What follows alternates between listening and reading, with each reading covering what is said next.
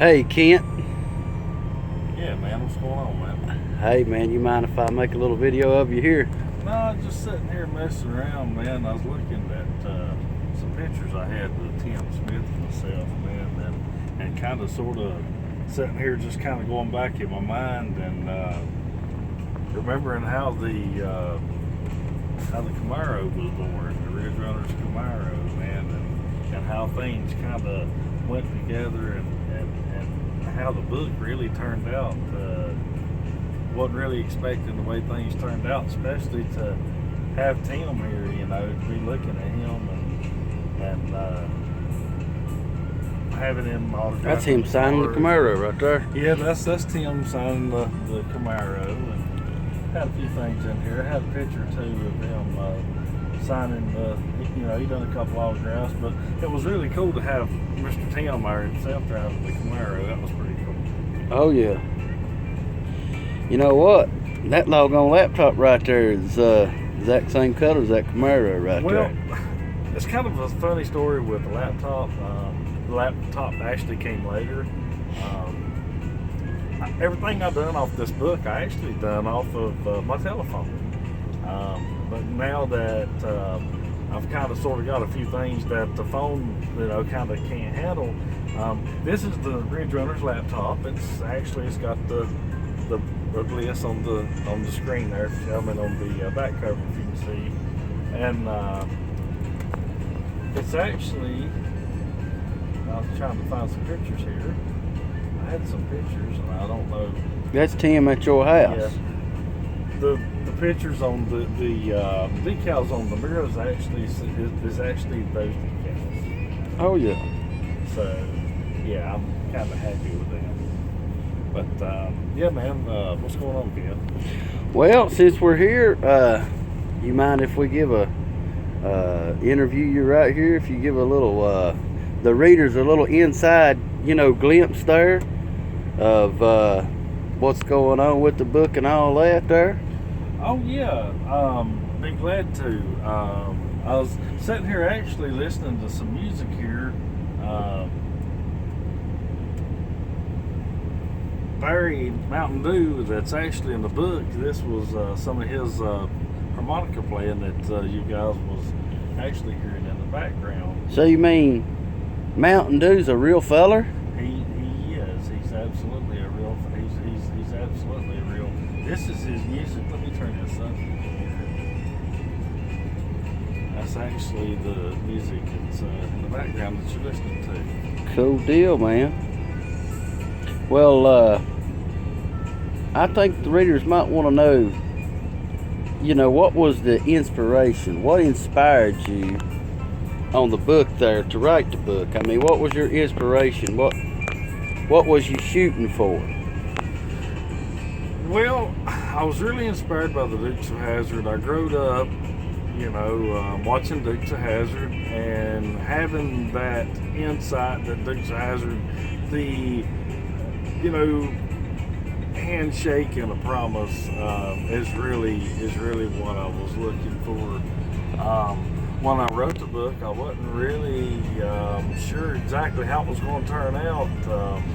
I know I couldn't do a Dukes of Hazzard book, which I don't try to do anything that's, you know, just got to do with everybody else, because, you know, we've already got that and we don't need another one of those, God knows. But I felt like I've always wanted to write something that was intriguing. I wanted to write something that was exciting, something that would pull you from the first page to the last page and make you say, man, wow, you know, when you read it, I just wanted to hit you in the face and actually feel like, you know, man, I could just picture myself being there.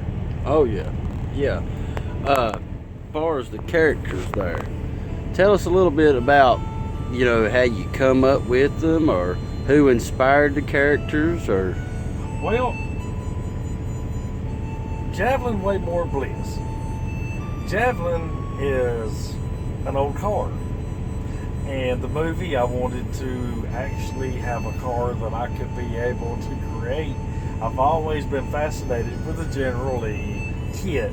I've always been fascinated with Eleanor. I've been fascinated with, You know, all these cars you see from Cars with Stars, you know, you see all these cars that's been made up and actually been put into movies.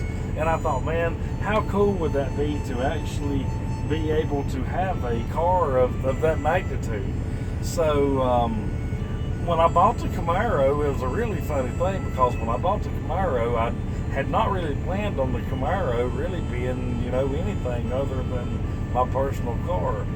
But as I had to change the book a little for my grandson, he wanted to be in the book, which is Anthony.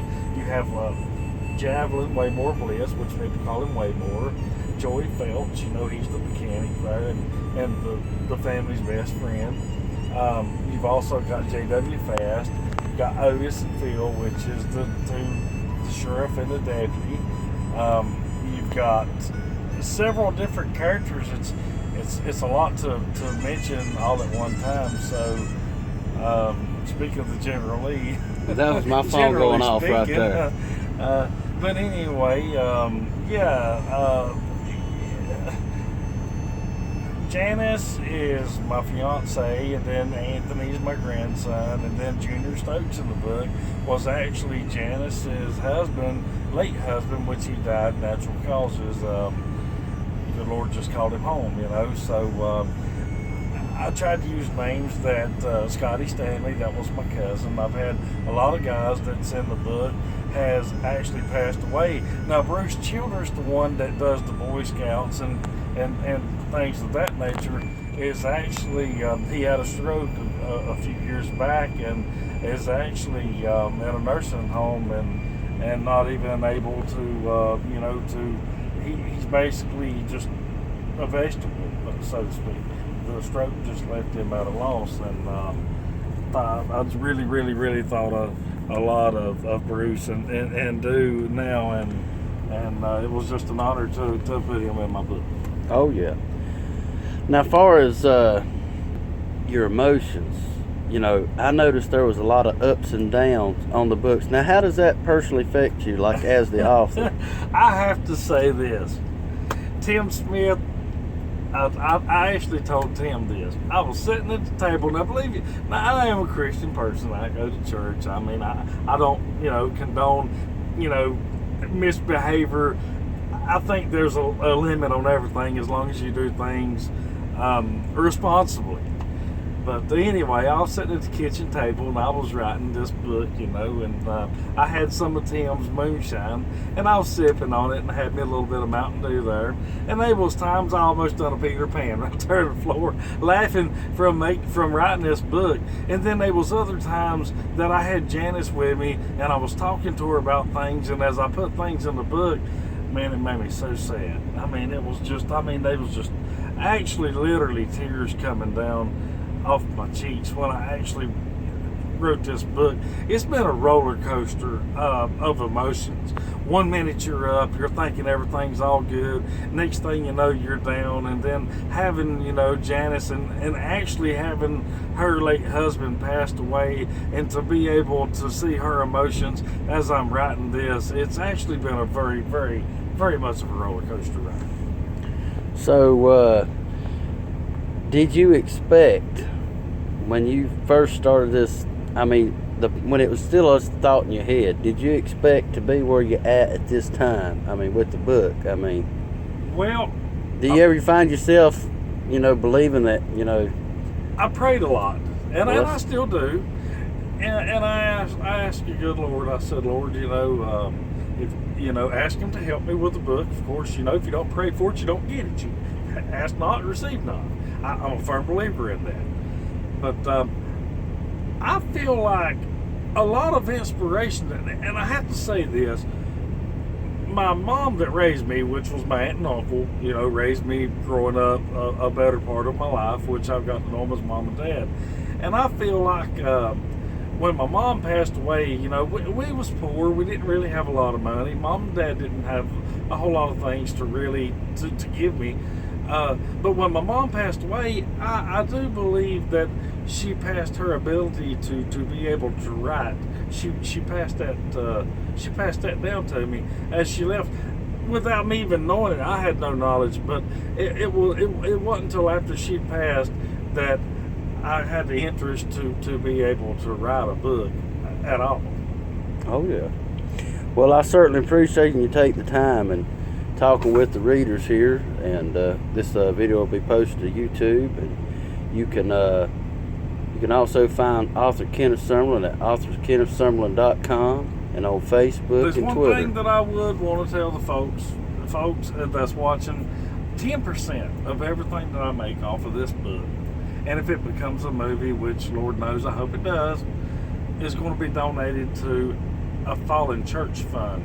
Now, what this is there's a lot of churches that's in the communities, in low-lying communities.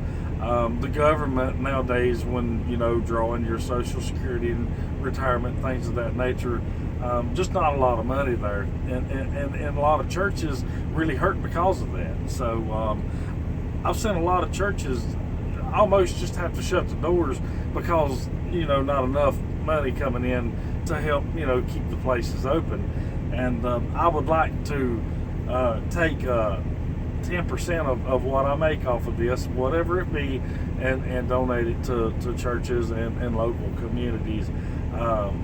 As you can see, when you go to my website, when you look at my the newspaper clipping that's in there, it tells a little bit about that, hits on it. But anyway, I just wanted to mention it. I want to make mention that I feel like that would be that's the only way to go if I don't got to get me. Oh yeah. Well, we certainly appreciate your time there, and like I said, you can come see him on authorkennethsummerlin.com. He's also on Facebook and Twitter, several different media outlets out there. Folks, I really believe and feel that if you read the first page there, you'll read it all the way to the end. It's very captivating. It's very family friendly, very family oriented. There's no cursing. There's nothing that you'd feel embarrassed for even say an 8-year-old to read. Right, and folks, in this like this too, if you do happen to purchase a book, and my email is kennethsummerlin@gmail.com. If you send me an email and let me know that you have purchased a book, I'll travel the West Coast. There could be a possibility that I could be able to somewhere along the way be able to meet and autograph your book for you. Be more than glad to be able to do that for you if there's a way possible. Once again, folks, his email address is authorkennethsummerlin@gmail.com. Thank y'all for watching and tuning in. Y'all stay tuned. Hey, y'all come on back now, you hear?